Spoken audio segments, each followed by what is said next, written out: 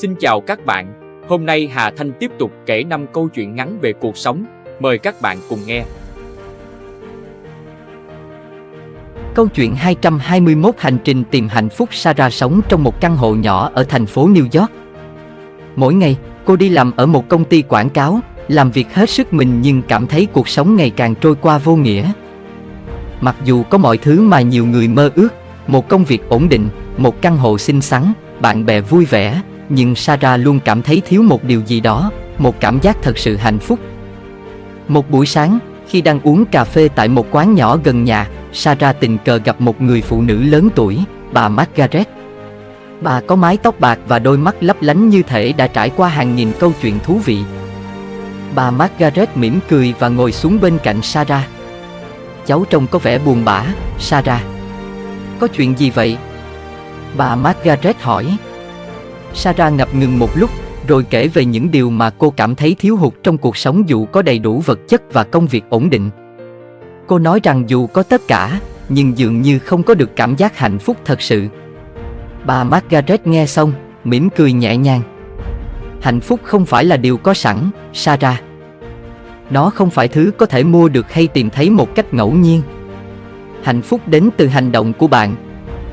Khi bạn cho đi tình yêu, sự quan tâm, hay đơn giản là giúp đỡ một ai đó, bạn sẽ cảm nhận được niềm vui thật sự. Sarah cảm thấy lời nói của bà Margaret như một tia sáng, nhưng cô vẫn chưa hiểu hết. Vậy làm sao tôi biết được những hành động của mình sẽ đem lại hạnh phúc? Bà Margaret nhẹ nhàng đáp, hãy thử làm điều gì đó nhỏ bé, nhưng xuất phát từ trái tim. Có thể là giúp đỡ một người lạ đang gặp khó khăn, hay đơn giản là dành thời gian lắng nghe một người bạn đang buồn. Bạn sẽ thấy, niềm hạnh phúc không đến từ việc bạn nhận được, mà từ những gì bạn trao đi.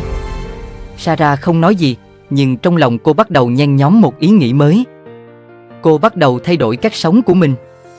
Cô dành thời gian chăm sóc những người xung quanh, không chỉ tập trung vào công việc hay những thứ vật chất. Mỗi lần cô giúp đỡ ai đó, cô cảm nhận được một cảm giác bình an và hạnh phúc kỳ lạ.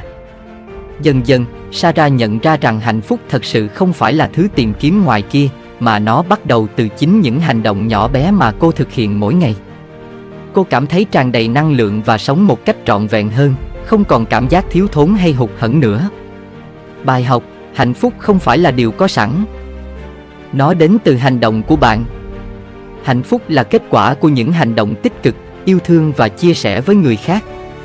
Khi bạn gieo những điều tốt đẹp, chính bạn sẽ gặt hái được hạnh phúc đích thực.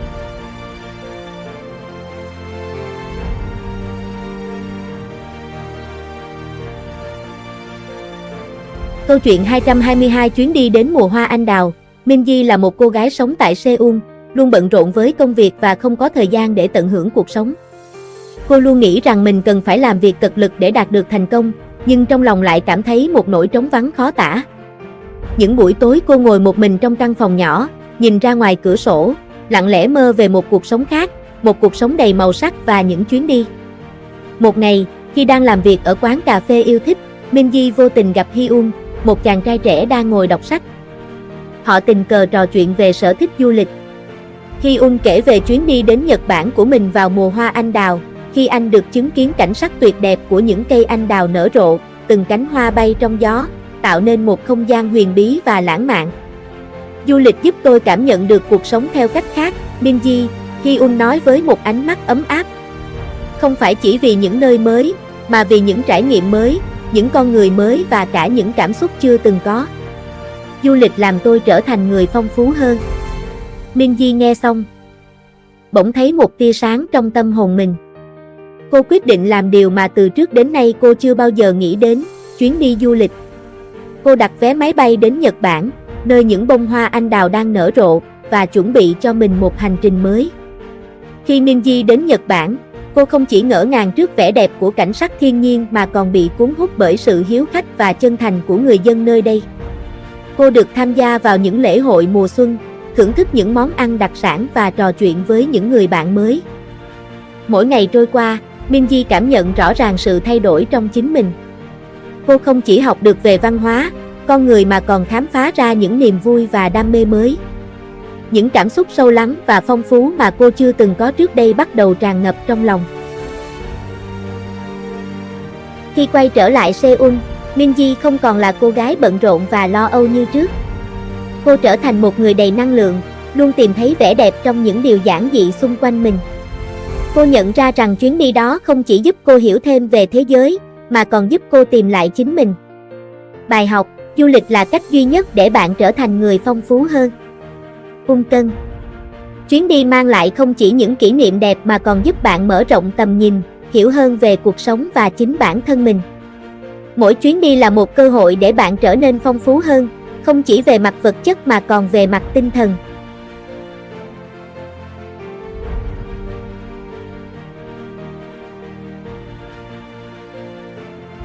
Câu chuyện 223, kết nối. Lily là một cô gái sống ở thành phố New York, nơi mà cuộc sống luôn vội vã và công nghệ hiện đại bao quanh mỗi phút giây. Cô làm việc như một lập trình viên tại một công ty công nghệ lớn, và công việc của cô hầu như chỉ gắn liền với máy tính và mã code. Mặc dù cuộc sống đầy bận rộn và tiện nghi, Lily lại cảm thấy cô đơn và thiếu kết nối thực sự với mọi người xung quanh. Một ngày, khi đang làm việc tại quán cà phê quen thuộc, Lily tình cờ gặp Jack, một nhiếp ảnh gia tự do. Jack không giống những người khác mà cô từng gặp. Anh không sống vì công nghệ mà luôn tìm cách kết nối với thế giới xung quanh qua từng bức ảnh, qua từng câu chuyện anh kể. Anh yêu thích những chuyến đi xa, những cuộc trò chuyện thật sự, và không bao giờ để mình bị cuốn vào những màn hình điện thoại hay máy tính quá lâu. Một buổi chiều, khi cả hai đang trò chuyện về công việc và cuộc sống, Jack nói, công nghệ là công cụ, Lily. Nhưng chính chúng ta mới là người quyết định cách sử dụng nó. Nếu chúng ta chỉ sống trong thế giới số, chúng ta sẽ bỏ lỡ những khoảnh khắc thật sự quan trọng. Lily ngạc nhiên, lần đầu tiên cô nghe thấy ai đó nói về công nghệ một cách khác biệt như vậy. Cô nhìn vào mắt Jack và thấy trong đó một sự bình yên mà cô luôn tìm kiếm. Anh không cảm thấy mình bị tụt lại phía sau khi không sống dựa vào công nghệ sao? Cô hỏi. Jack mỉm cười và lắc đầu. Không. Anh dùng công nghệ để kết nối với thế giới, nhưng anh không để nó chi phối cuộc sống của mình. Anh chỉ muốn sống thật với những gì xung quanh mình, và những mối quan hệ thật sự. Lily bắt đầu suy nghĩ về những gì Jack nói. Cô nhận ra rằng mặc dù công nghệ mang lại sự tiện lợi và kết nối, nhưng chính cách mà con người sử dụng nó mới tạo ra giá trị thực sự. Cô không cần phải dành cả ngày để làm việc qua email hay lướt mạng xã hội. Cô cần tìm lại những khoảnh khắc để kết nối với bạn bè, gia đình và chính bản thân mình. Ngày hôm sau, Lily quyết định thay đổi. Cô bắt đầu sử dụng công nghệ một cách có ý thức, hạn chế thời gian trên điện thoại và máy tính, thay vào đó dành nhiều thời gian hơn cho những cuộc trò chuyện thực sự và những chuyến đi khám phá thế giới quanh mình. Cô nhận thấy cuộc sống trở nên tươi đẹp hơn và mỗi ngày trôi qua đều đầy ý nghĩa. Bài học: công nghệ là công cụ, nhưng con người mới là người quyết định cách sử dụng nó. Công nghệ có thể giúp chúng ta kết nối và đạt được nhiều điều, nhưng chính chúng ta mới là người quyết định làm sao để tận dụng nó một cách đúng đắn.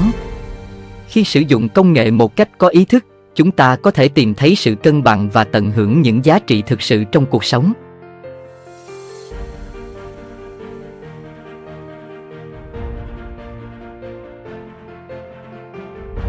Câu chuyện 224 mùa hè bên bờ biển, trong một ngôi làng nhỏ ven biển ở miền Nam Ý, nơi những ngôi nhà trắng tinh, mái đỏ sáng rực dưới ánh mặt trời, sống một cô gái tên Maria. Cô làm việc ở một quán cà phê nhỏ bên bờ biển, nơi du khách từ khắp nơi đến để tận hưởng vẻ đẹp của vùng đất này. Mặc dù cuộc sống của Maria khá giản dị, cô luôn cảm thấy hạnh phúc khi được nhìn thấy những nụ cười của du khách và nghe những câu chuyện thú vị từ họ. Một buổi chiều hè, khi ánh nắng vàng rực rỡ chiếu xuống những con sóng, một chàng trai trẻ từ Milan, Alessandro, đến quán cà phê của Maria. Anh có vẻ khác biệt với những khách du lịch khác. Alessandro là một người trầm lặng, ít nói và luôn tập trung vào công việc của mình, một nhiếp ảnh gia chuyên nghiệp. Anh đến đây để tìm kiếm những khoảnh khắc đẹp, những bức ảnh mang đậm chất thơ của thiên nhiên và con người. Maria và Alessandro bắt đầu trò chuyện với nhau. Cô kể về những điều giản dị trong cuộc sống của mình, về công việc ở quán cà phê, và về những niềm vui nho nhỏ mà cô có mỗi ngày. Alessandro, trong khi đó, chia sẻ về những cuộc hành trình dài qua các thành phố lớn. Nhưng anh thừa nhận rằng dù đã đến nhiều nơi, anh vẫn cảm thấy thiếu một điều gì đó. Anh có thể chụp những bức ảnh đẹp, Maria, Alessandro nói, nhưng tôi nhận ra rằng những điều tôi chụp chỉ là những hình ảnh. Những thứ làm cuộc sống thật sự phong phú lại là những gì tôi chia sẻ với người khác. Maria nhìn vào mắt Alessandro và cảm thấy sự chân thành trong lời nói của anh. Cô nhận ra rằng, mặc dù Alessandro có những thứ mà nhiều người mơ ước, sự nghiệp thành công và những bức ảnh tuyệt vời, nhưng anh lại thiếu đi những khoảnh khắc thực sự kết nối với người khác. Cả hai tiếp tục trò chuyện, chia sẻ về cuộc sống, những ước mơ và những câu chuyện chưa kể.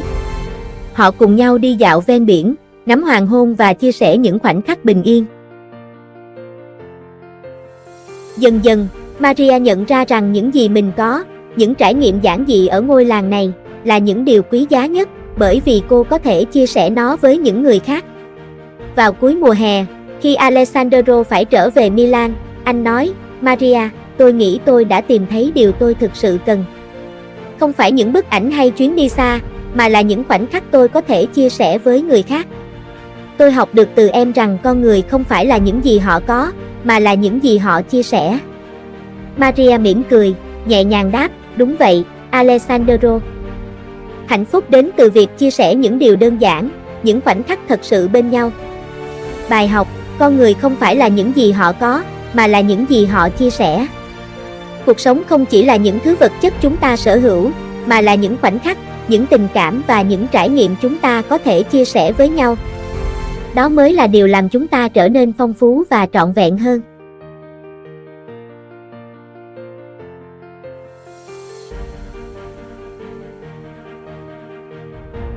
Câu chuyện 225 dưới ánh đèn đêm.